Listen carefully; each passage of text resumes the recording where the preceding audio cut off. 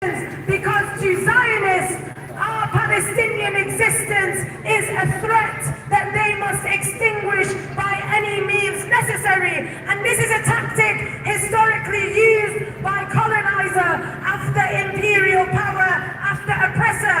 And the British know that very well. The British Empire used this tactic in South Asia, in Ireland. Starvation was used as manufactured crises by colonizers, decade after decade, century after century, and that is why we see straight through them. That is why we are back here again and again and again.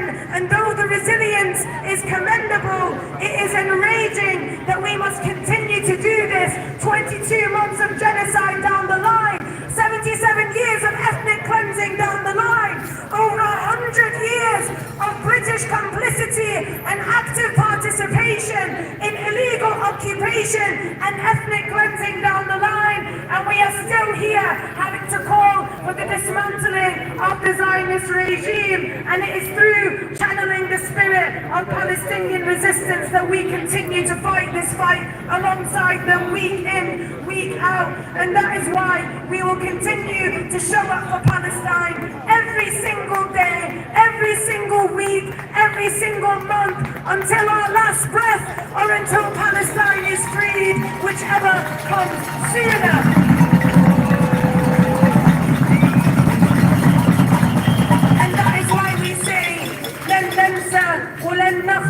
We will not forget and we will not forgive. We fight this fight alongside Palestinians in the name of every single martyr ripped from us by the Zionist regime, every single revolutionary that is behind Israeli bars, every single child that has been starved to death, every single mother who has had their children ripped from them by this brutal, relentless regime. And we will one day see the dismantling of Israel, and every crevice of Palestinian land will be returned to us one day. I promise you that. That is a guarantee that we will continue to fight this fight until that promise is fulfilled. And with that, I will introduce our first speaker. Please, big round of applause, everyone.